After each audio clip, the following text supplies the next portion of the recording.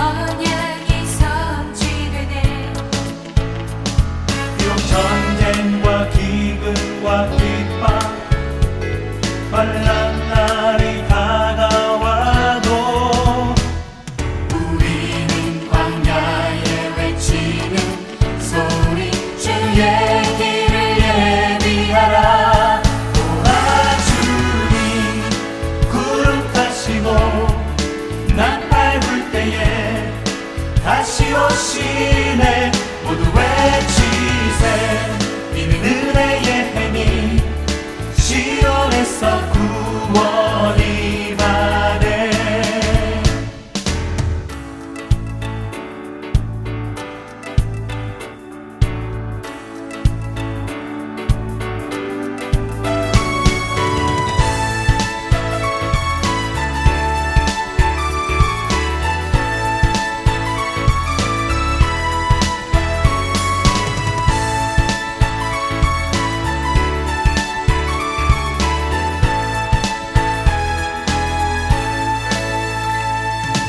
에스겔의 환상처럼 마른 뼈가 살아나면 또 주의 종 다윗의 때와 같이 예배가 회복되네.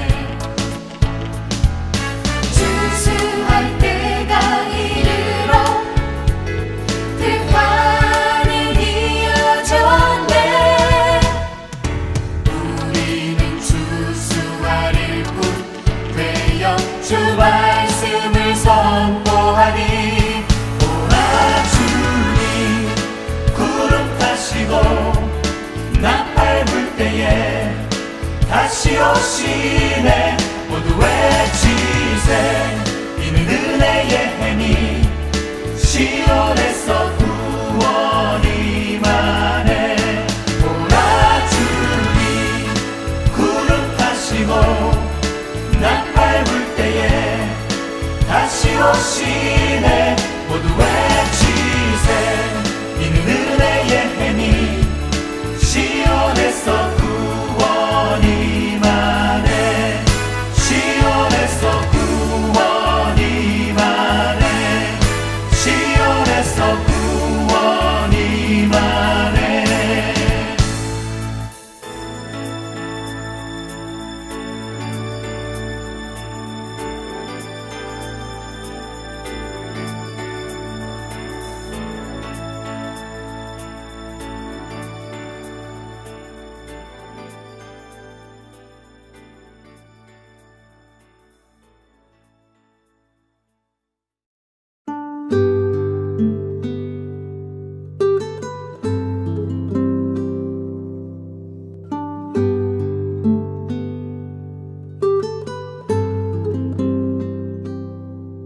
내가 주인 삼은 모든 것 내려놓고 내 주 대신 주 앞에 나가. 내가 사랑했던 모든 것 내려놓고 주님만 사랑해.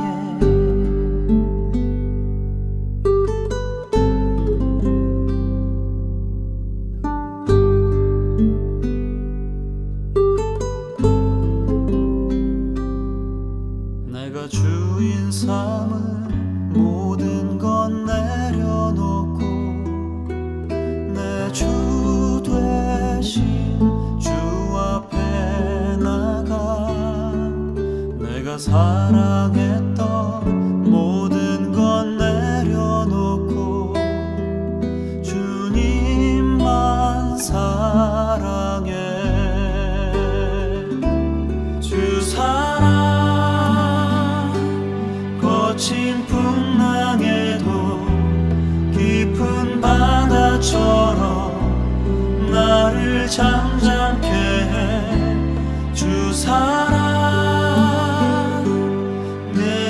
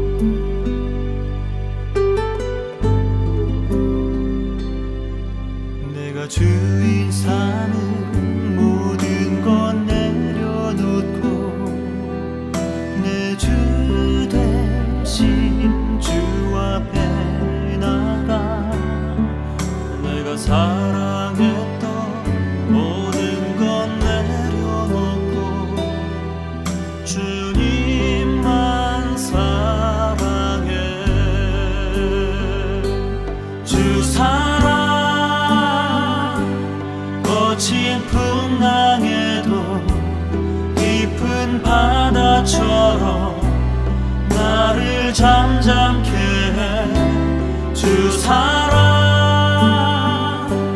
내 영혼의 반석 그 사랑 위에 서리 주 사랑 거친 풍랑에도 깊은 바다처럼 나를 잠잠케 해 주 사랑 내 영혼의 반석 그 사랑 위에 서리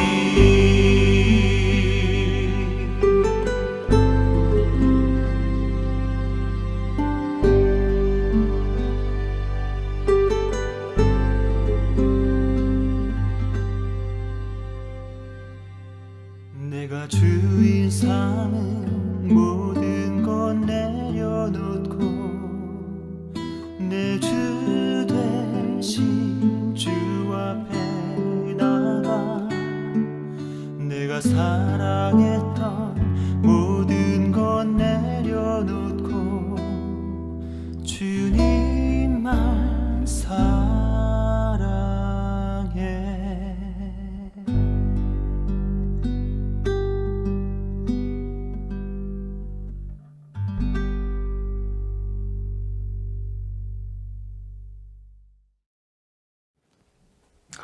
할렐루야.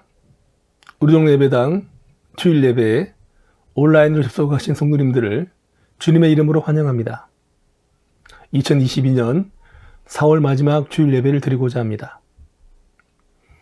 위드 코로나를 넘어 엔데믹의 시대가 시작되었습니다. 거리두기가 완화되었고 이제는 나에서라도 마스크를 벗을 날도 멀지 않았습니다. 그간 수고 많으셨습니다. 그럼에도 불구하고 확진자는 계속 나오고 있으니 개인 방역에는 최선을 다하시길 바랍니다. 비록 경증으로 지나간다 할지라도 사람에 따라 육체적 고통이 있고 후유증도 있으며 어떤 분들에게는 치명적일 수도 있습니다. 하루하루의 삶의 순간 매 시간마다 우리 교회와 담임 목사님과 성도 여러분들 그리고 방역에 수고하시는 모든 분들이에 하나님의 은혜와 도우심이 넘쳐나길 기원합니다. 이제 찬양으로 예배 자리로 나아가겠습니다.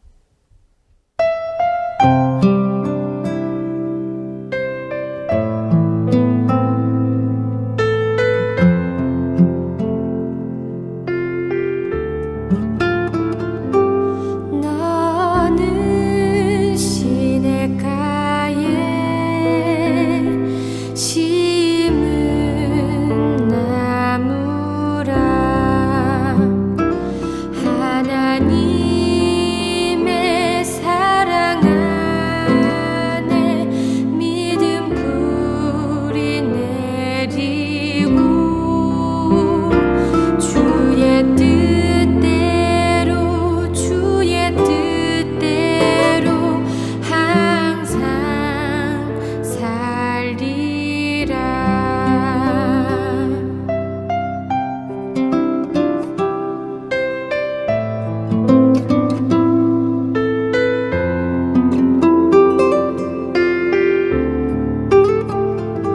주의 시절을 쫓아 구원 열매 맺으면 주의 영화로운 빛 너를 보하리니 주의 뜻대로 주의 뜻대로 항상 살리라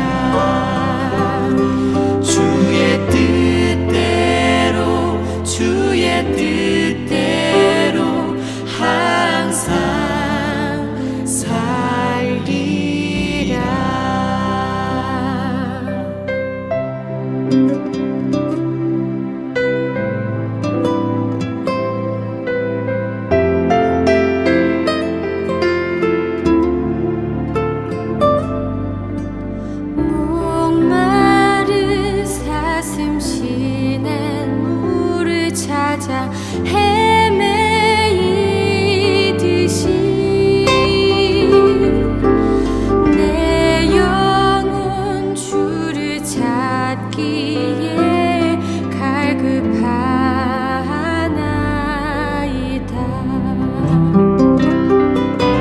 주님만이 나의 힘, 나의 방패, 나의 참 소망,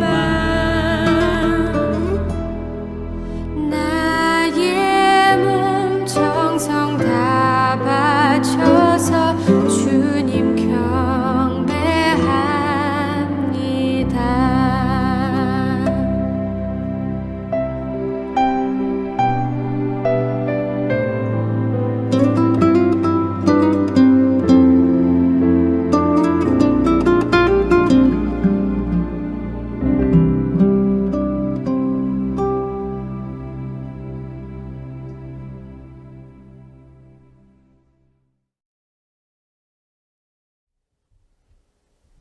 다 함께 여는 기도로 2022년 4월 24일 주일 예배를 시작하겠습니다.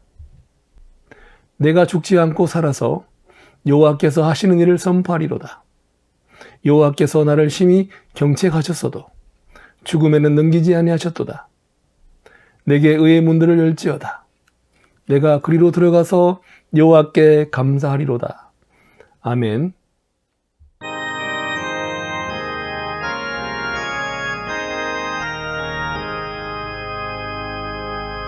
만복의 근원 하나님, 온 백성 찬송 드리고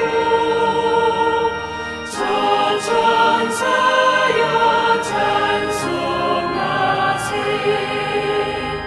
찬송 성부 성자 성령.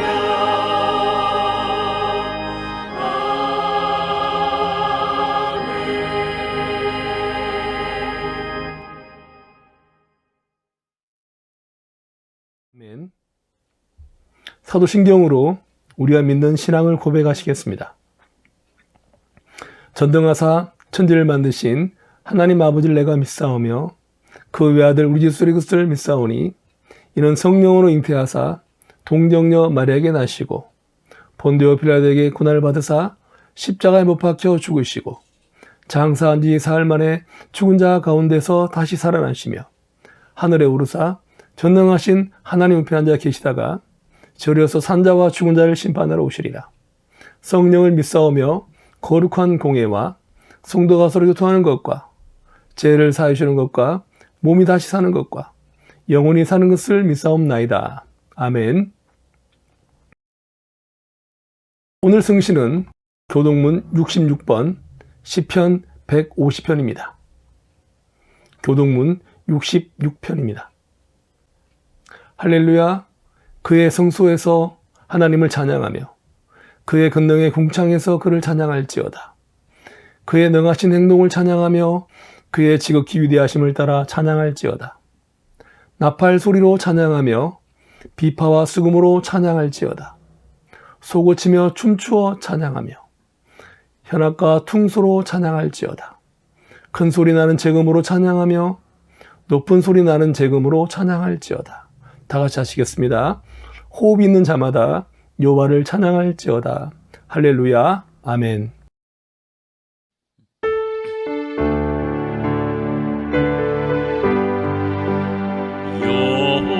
여호와 나의 목자 내게 부족 없네.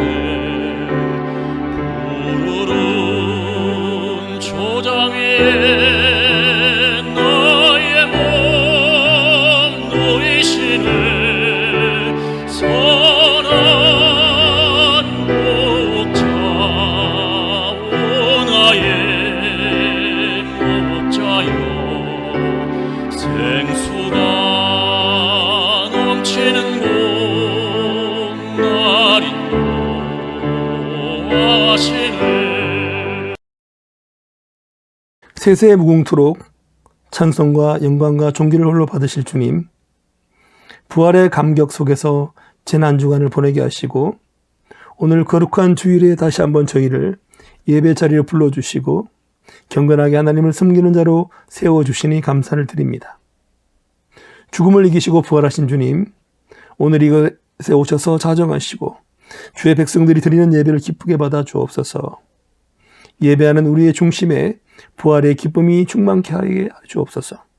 특별히 담임 목사를 비롯하여 우리 모든 공동체의 성도들이 크신 복을 받게 하시고 영육간 건강한 삶 가운데 하나님의 살아계심과 함께 하심의 위로가 넘쳐나게 하시고 두려움과 걱정이 다 떠나고 하나님의 크신 능력이 한 해 동안 넘치게 하여 주옵소서. 선포되어지는 말씀과 사역과 헌신의 능력을 더해 주시고 성령께서 주시는 지혜를 따라 말씀을 전거하게 하옵소서. 늘 깨어 기도하고 말씀 읽고 순종하는 일에 성도들의 모범이 되게 하여 주옵소서. 우리의 영원한 길과 진리요 생명이 되신 예수님의 이름으로 기도합니다.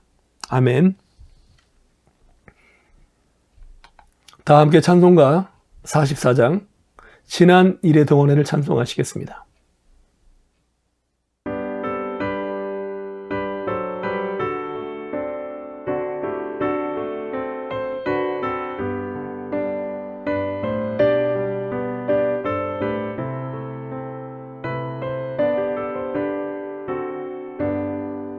지난 일의 동안에 예수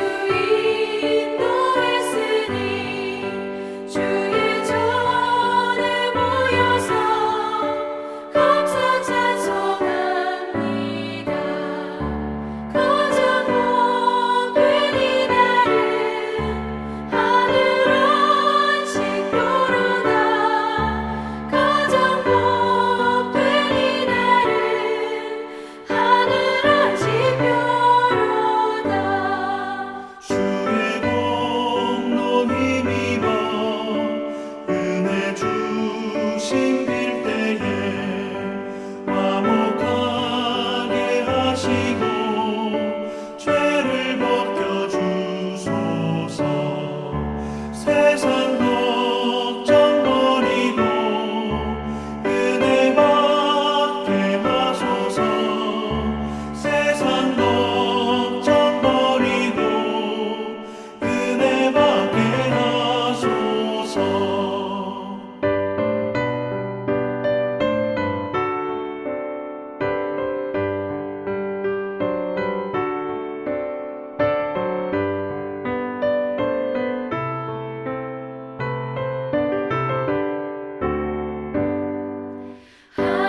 하나님의 이름을 찬송하러 왔으니 모임 중에 계시고 영광 나타내소서.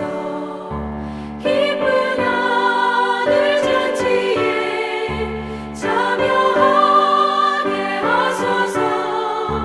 기쁜 하늘 잔치에 참여하게 하소서. 주의 기쁜 복음을 모두 듣게 하시고 주의 은혜 베풀어 위로하여 주소서. 주님 오실 때까지 이날 지키리로다. 주님 오실 때까지 이날 지키리로다. 아멘.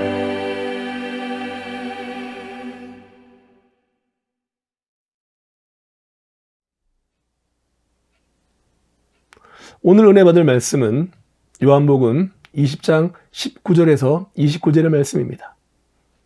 신약성경 요한복음 20장 19절에서 29절의 말씀입니다. 제가 봉독에 올리겠습니다.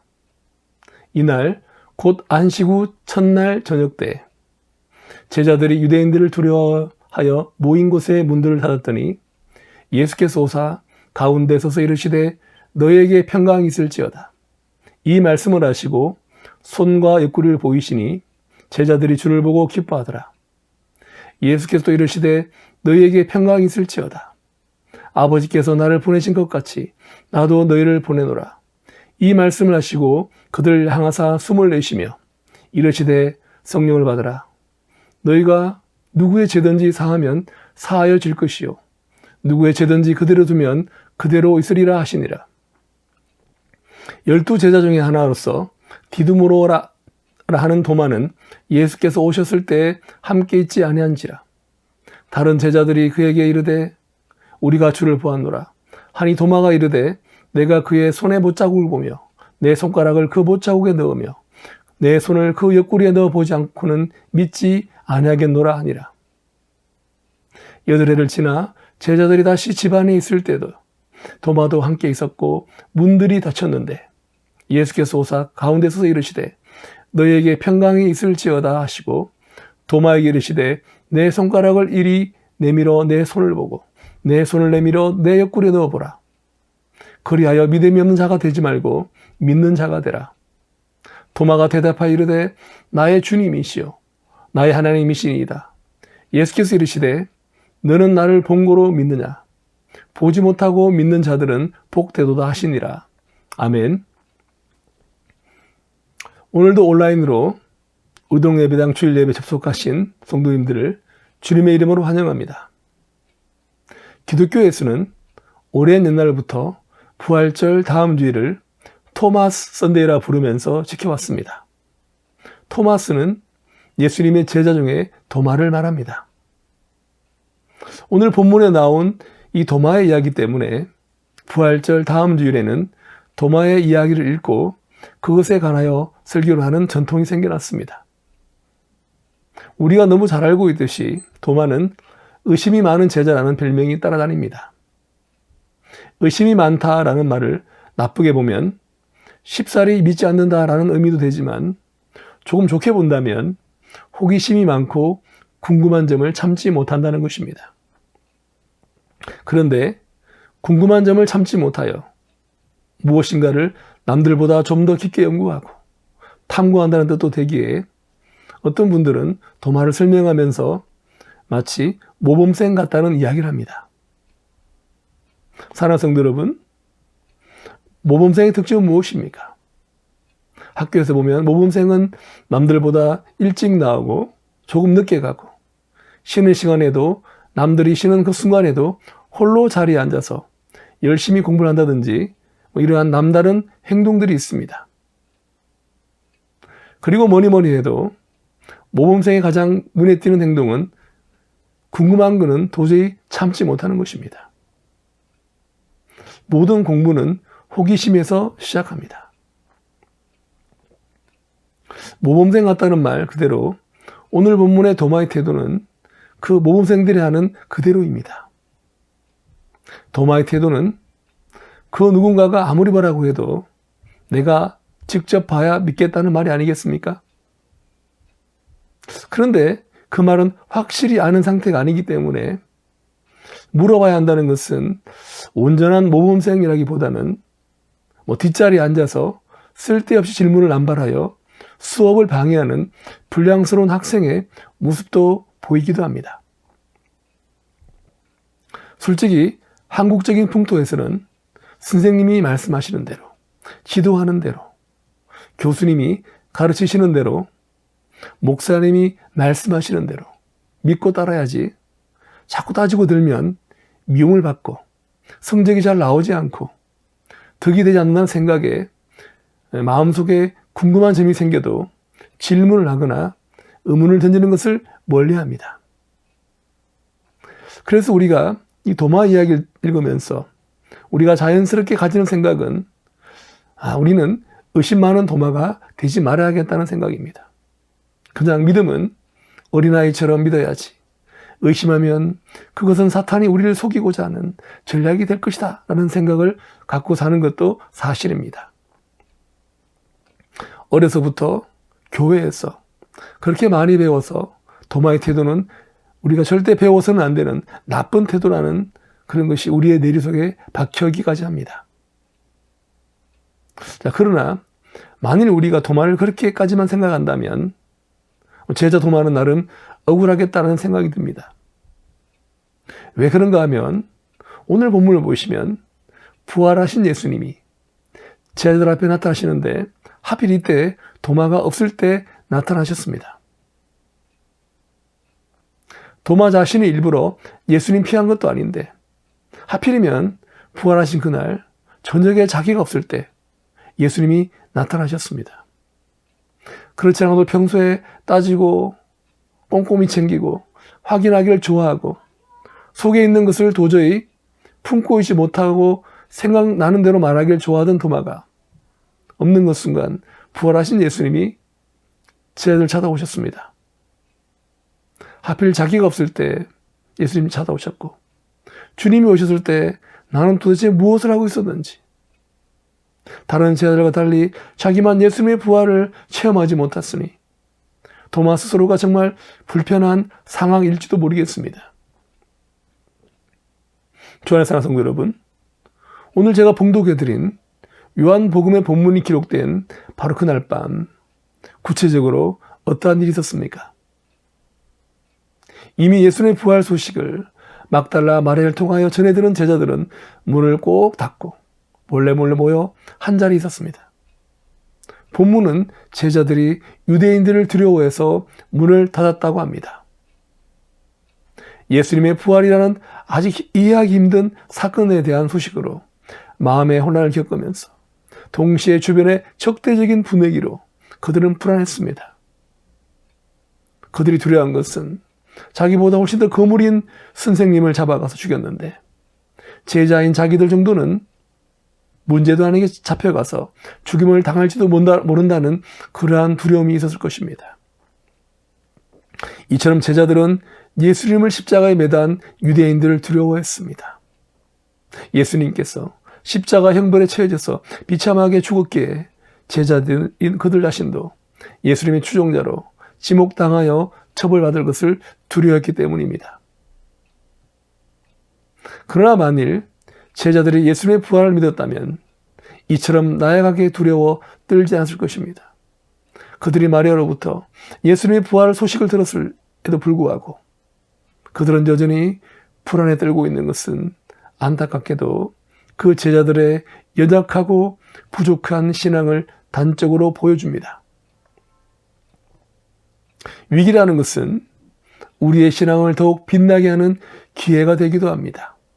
두려움과 불안에 사로잡혀 복음의 기쁜 소식을 두 귀로 똑똑히 듣고서도 쉽사리 받아들이지 못하는 사람처럼 어리석고 가련한 인생 없을 것입니다. 우리도 하나님의 은혜와 축복을 깨닫지 못하게 하는 현실적인 염려나 걱정에 너무 마음을 뺏기지 않도록 주의해야 합니다. 예수님이 십자가에 돌아가신 후 3일째 되는 저녁, 그날 밤 두려움에 함께 모여서 문을 걸어 잠그고 숨어있던 그곳에 갑자기 예수님이 나타나십니다.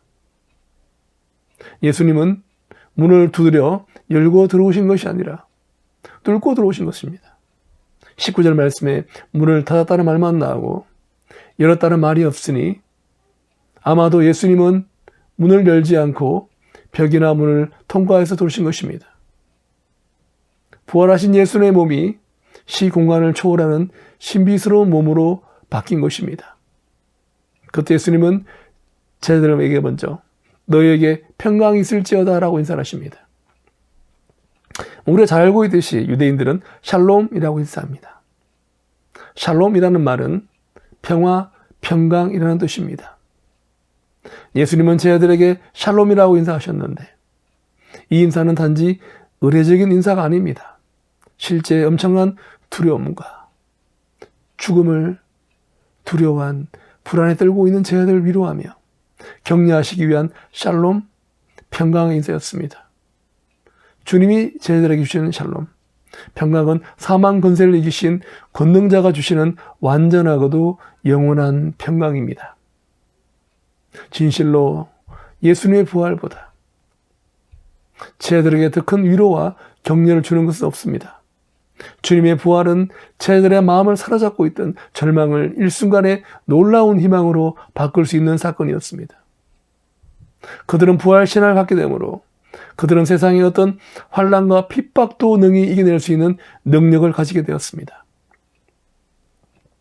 너무나 복잡단단한 현대 사회를 살아가는 우리들이 최소한의 현실의 좌절과 불안을 극복하고 참된 평화를 누리기 위해서는 부활의 신앙을 가져야 합니다. 세상적인 탐욕이나 현실 타협으로는 인간 영혼의 깊은 곳에 자리 잡고 있는 불안과 좌절을 절대 물리칠 수가 없습니다. 제자들에게 나타나신 주님은 솜과 옆구리에 고난당한 흔적을 제자들에게 보여주셨습니다. 그제서야 제자들은 유령이 아니라 부활하신 예수님인 것을 믿습니다. 그런데 하필 그때 도마가 없었습니다. 부활하신 주님은 한 곳에 계속 머물러 계신 것이 아니라 이곳 저곳으로 다니셨는데 제자들에게 오셨을 때 하필 도마가 없었습니다. 제자들이 현장에 없었던 도마에게 막 호들갑을 떨면서 예수님에 대하여 설명했을 것입니다. 그러면서 손과 옆구리 자국을 보니 예수님이 맞다고 얘기했을 것입니다. 그러나 도마는 그 이야기를 다 듣고 나서 당신들이 보았다는 손과 옆구리의 못자국과 창자국을 내 손으로 직접 만지고 넣어보지 않고는 절대 믿지 않겠다고 이야기를 합니다. 막달라 마리아가 이미 예수님의 부활 소식을 전했고 이제 다른 제자들마저 부활하신 주님을 만나 뵈었다고 증거하는데도 도마는 자기 눈과 손으로 확인하지 않고는 믿지 않겠다고 버티고 있습니다. 이런 도마의 모습은 합리적인 사고를 하지만 회의적인 현대인들의 모습일지도 모르겠습니다. 요즘 사람들 어떠합니까? 눈에 보이는 것 중시합니다. 그러다 보니 장래에 대한 소망보다도 현재에 집착하는 경향이 있습니다. 극단적으로 기독교인들조차도 미래 축복보다는 가시적인 현재 은혜나 축복을 강구합니다. 그러다 보니 신비한 현상이나 기복신앙에 현혹되기도 합니다. 장차 다가올 미래를 보시며 현재에 충실한 삶을 사시는 우리 모두가 되길 바랍니다.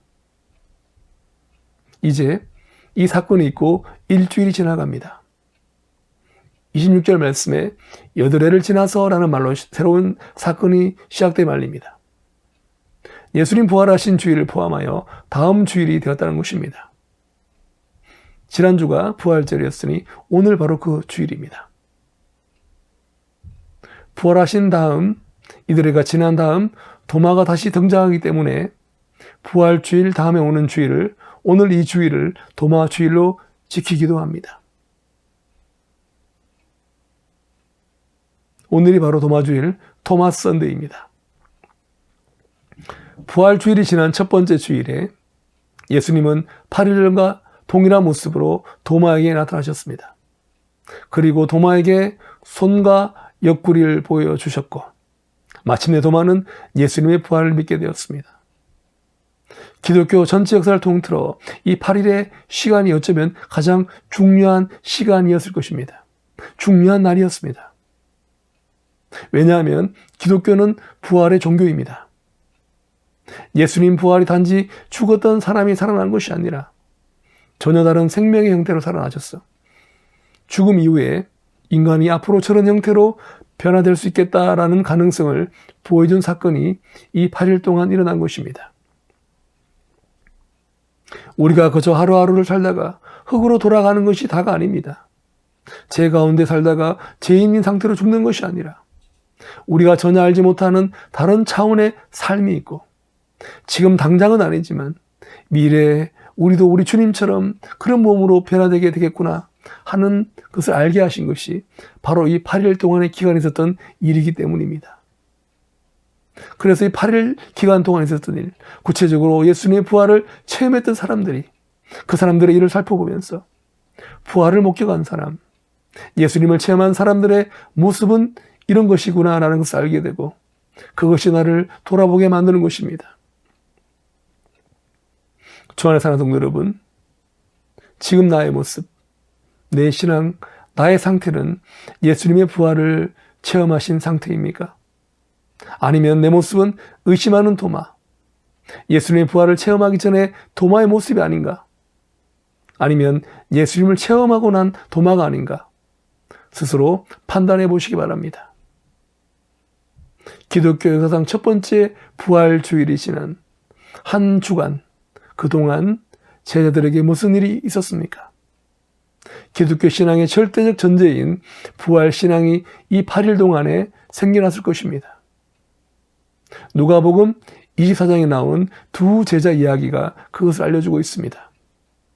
예수님 돌아가시고 나니 제자들은 숨고 도망가게 바빴습니다.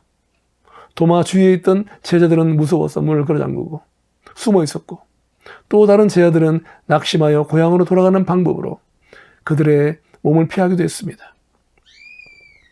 엠마오로 돌아가던 두 제자들에게 어떤 한 사람이 동행합니다. 그들은 그들의 동행자가 예수님이신 것을 알아보지 못합니다. 엠마오로 가는 두 제자는 예수님과 대화하면서 예수님에 대하여 설명하지만 핵심이 빠진 이야기들만 늘어놓습니다. 부활에 관한 이야기 없는 것입니다. 그들은 참으로 많은 것을 알고 있었지만 부활은 모르고 있었습니다. 아마도 예수님은 그런 생각을 하셨는지 제자들이 말하는 자기에 대한 이야기를 다 듣고 나신 이후에 미련하고 더디 믿는 사람들이라고 통탄하시고 이내 성경에 대하여 가르쳐 주셨습니다. 성경의 내용을 몰라서 제자들이 예수님을 알아보지 못했던 것은 아닙니다. 성경은 이미 잘 알고 있었으나 결국 그들은 믿음이 약해서 부활을 믿지 못했던 것입니다. 예수님은 믿음이 부족한 제자들의 믿음을 북 돋우시는 방법으로, 다른 방법이 아니라 그들이 이미 잘 알고 있는 성경을 자세하게 풀어주는 방법을 사용하셨습니다. 이렇게 부활을 믿는 기초는 예수님에 대하여 잘 알고 있는 것입니다. 우리 주님을 아는 것, 이것이 기본입니다. 그리고 특별히 부활하신 예수님을 만나려면 예수님에 대하여 우리가 알려는 그러한 마음을 계속 가지고 있어야 합니다. 엠마오로 가던 두 제자들에게 예수님께서 말씀을 풀어서 설명해 주시니까 그 말씀을 듣고 난 이후에 두 제자가 한 행동은 예수님에 대하여 더 알기를 원했다는 것입니다. 그래서 그들의 목적지인 엠마오에 도착했을 때 엠마오보다 멀리 가시는 예수님을 붙잡았습니다. 그들에게는 이처럼 진리를 알아야겠다는 마음이 간절했다는 것입니다. 우리도 이 제자의 모습처럼 예수님을 간절히 만나길 원하면 예수님이 우리를 기다려줄 것이고 우리를 만나줄 것입니다. 그런데 엠마오로 가는 동안 계속 이야기하면서 예수님을 알아보지 못하는 것도 매우 신기한 일이지만 더욱더 신기한 일이 일어납니다. 그들이 예수님을 알아보자마자 예수님이 갑자기 사라지셨습니다. 눈앞에서 감쪽같이 사라진 것입니다. 그들은 예수님을 만나긴 한 것인지, 이제까지 그 것을 보고 환상을 본 것인지, 도대체 무엇이 확신한 것인가를 고민했을 것입니다. 이와 마찬가지로 우리도 우리의 신앙생활도 다른 사람이 부활하셨다고 하니 부활하신 것을 믿는 것인지, 성령님을 예수님이 보내주신다 하셨는데 성령님이 나에게 오신 것인지, 아니면 아직 안 오셨는지, 장차 오실 것인지, 아니면 내가 모르는 사이에 왔다 가신 것인지를 전혀 모르고 있는 것인지 도무지 알고 있지 못하는 그러한 상황이 있지 않습니까? 그때나 지금이나 그 사람들에게나 우리에게나 손에 잡히는 확실한 것이 없는 것이 문제입니다. 그러나 내가 부활을 믿는 것인지 아닌지를 확실히 알 수 있는 방법이 엠마오로 가는 두 제자의 모습을 통하여 우리가 확실히 알 수 있습니다. 엠마오로 가던 두 제자에게 예수님께서 성경에 대하여 알려주시고 나니까, 그래서 하나님의 말씀에 대하여 알고 나니까 마음이 뜨거워졌다고 성경은 전하고 있습니다. 다른 것은 잘 몰라도 마음만큼은 뜨거워진 것은 확신했습니다. 예수님을 만난 것인지 긴가민가 하던 그 제자들은 그들의 마음이 뜨거워진 것을 보고 부활하신 주님을 만난 것을 확실하게 알았습니다. 그렇습니다. 이 사건으로 보아 부활하신 예수님을 만났는지 확신이 들지 않으면 내 마음이 뜨거웠는가를 보면 알 수 있습니다. 예수님에 대하여 생각해 볼 때 마음이 따뜻해지고 나를 사랑해 주시는 그분이 나의 마음의 의지가 된다면 정말 그분의 말씀대로 살면 세상 부러울 것이 없다는 든든함이 생겨나고 그분 한 분으로만 충분하다는 생각이 들고 그러한 마음이 우리에게 있다면 분명 부활하신 예수님을 내 마음 가운데 확실하게 만난 것입니다. 그 뜨거운 마음을 예전에 한 번이라도 느낀 적이 있다면 아직 그런 뜨거운 마음을 느낀 적이 없지만 가까운 장래에 그런 뜨거움이 가슴속에 솟아난다면 예수님을 만나고 있다는 것이니 감사하시기 바랍니다. 신앙생활 하시면서 남다른 성공이나 세상을 놀라게 할 만한 기적의 주인공이 되기보다는 부활하신 예수님을 만나고 그분으로 말미암아 그 마음에 뜨거움이 넘쳐난 것을 더 귀하게 여기시기 바랍니다. 이제 본문으로 돌아가겠습니다. 도마 이야기를 계속 이어갑니다. 여러 사람들의 정언으로 도마도 예수님의 부활을 믿고 싶어 했을 것입니다. 예수님의 부활하신 것도 믿고 싶고 예수님이 제자들을 찾아오셔서 손과 옆구리에 고난의 흔적을 보이신 것도 믿고 싶었을 것입니다. 그는 안 믿기로 한 것이 아니라 단지 믿어지지 않는다고 했을 뿐입니다. 안 믿기로 한 것과 믿어지지 않는다는 것은 완전히 다른 이야기입니다. 안 믿기로 한다는 것은 아예 처음부터 믿지 않기로 마음을 굳힌 것입니다. 무슨 소리를 내도 그 마음에 믿음이 들어갈 자리는 없습니다. 그러나 믿어지지 않는다는 것은 무슨 말입니까? 믿기는 믿고 싶은데 도대체 이해가 되지 않아서 어떻게 된 것인지 이해가 되지 않는다. 아무리 설교를 들어도 믿음이 자라나지 않는다. 아무리 기도를 하여도 마음이 뜨거워지지 않는다. 나는 믿고 싶다. 그러나 그렇게 되진 않는다. 라는 것입니다. 도마는 바로 이러한 마음 상태였습니다. 이런 도마에게 예수님은 나타나셔서 마음의 학교를 주셨습니다. 내 손가락을 이리 내밀어 내 손을 보고 내 손을 내밀어 내 옆구리에 넣어보라. 그리하여 믿음 없는 자가 되지 말고 믿는 자가 되라. 그 전에 다른 제자들에게 고난당하신 모습을 보여주면서 성령을 불어넣으신 것처럼 도마에게도 성령님이 충만하게 해주셨습니다. 예수님의 부활을 확인한 도마는 놀라운 신앙을 고백합니다. 나의 주님이시요 나의 하나님이시니이다. 도마의 신앙 고백은 주는 그리스도시요 살아계신 하나님의 아들이시니다라고 고백한 베드로의 신앙 고백보다 더욱더 발전한 것이었습니다. 베드로의 위대한 신앙 고백은 다른 복음서에 있으나 요한복음에는 없습니다. 요한복음은 부활 이후 주님을 만난 도마의 신앙 고백을 기록하고 있습니다. 도마는 예수님을 하나님의 아들로서 메시아일 뿐 아니라 창조주 하나님이라고 고백한 것입니다. 예수님께서 친히 하나님의 아들이라고 말씀하셨다는 이유로 신성모독죄로 일주일 전에 십자가에 못 박았던 유대인들의 살기등등한 분위기가 아직도 사라지지 않는 그러한 두려움이 넘쳐난 그때 도마가 감히 예수님을 하나님으로 고백한다는 것이 그의 신앙 고백은 참으로 용기 있는 것입니다. 도마의 고백은 예수님 그리스도 바로 그분이 하나님이심을 증거한 것입니다. 의심 많던 도마가 예수님을 하나님이라 고백할 때 며칠이 걸렸습니까? 8일이라는 시간이 필요했습니다. 도마가 의심하기 시작할 때 예수님은 바로 도마를 찾아오시지 않으셨습니다. 이미 이 세상의 시간과 공간을 초월하신 예수님이시기에 8일이라는 시간은 그분에게는 의미가 없습니다. 그런데 그 예수님은 도마의 상을 잘 알고 계셨기에 정말 마음만 먹으면 언제든지 짠 하고 나타나실 수 있었는데도 불구하고 예수님은 8일이라는 시간이 흐른 데에 찾아오셨습니다. 이러한 사실은 무엇을 말씀하고 있습니까?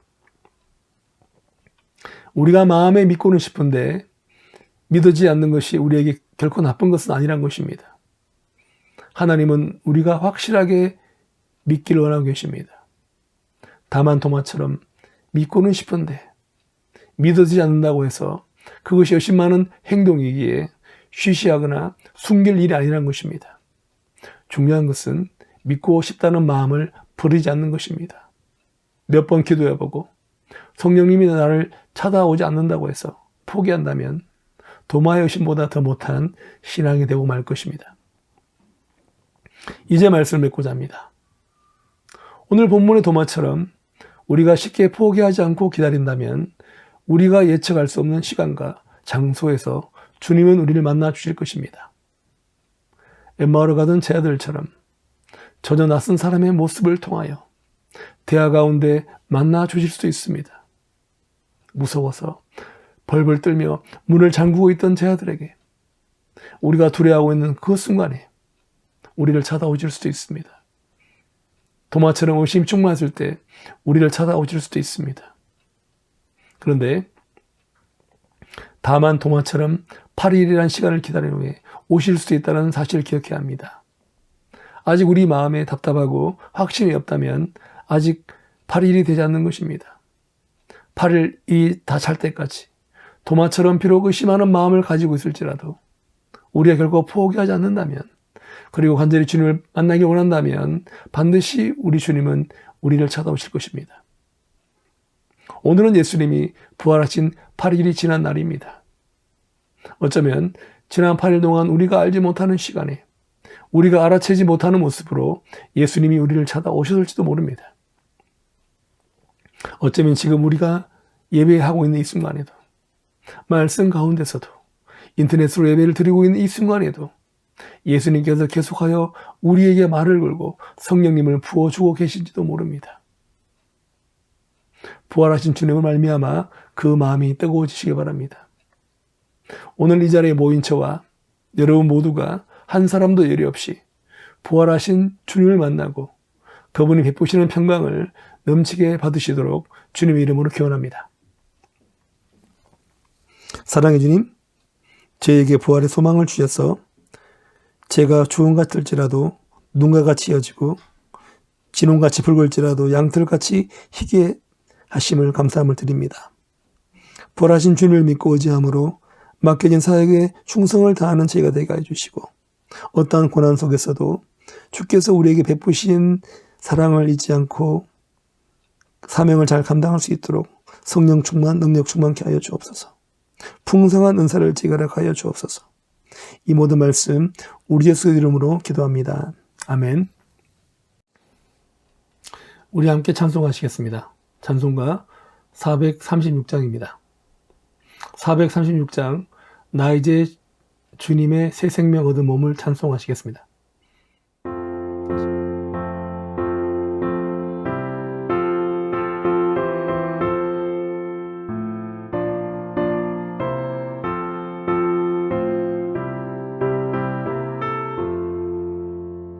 나 이제 주님의 새 생명 얻은 몸, 옛것은 지나고 새 사람이로다.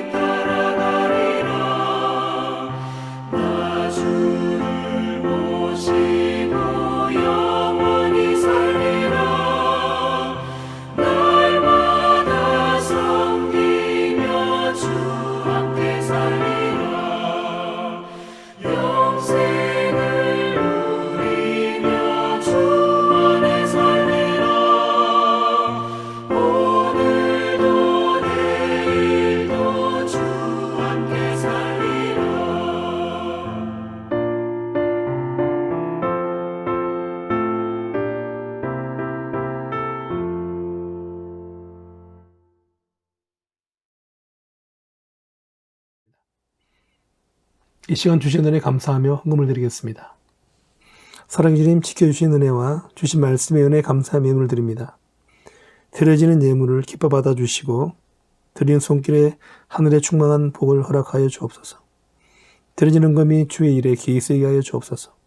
예수님의 이름으로 기도합니다. 아멘.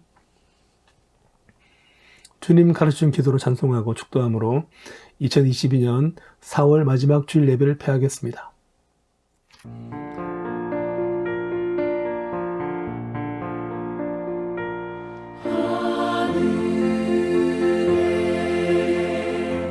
계신 아버지 이름 거룩하사 주님 나라 임하시고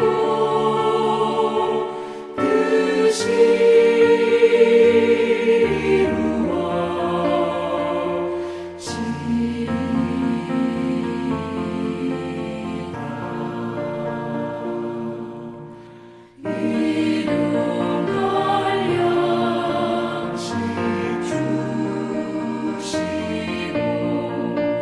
우리들의 큰 죄 다 용서하옵시고 또 시험에 들게 마시고 악에서 구원하소서. 내게 주의 나라 주의 권세 주의 영광 영원히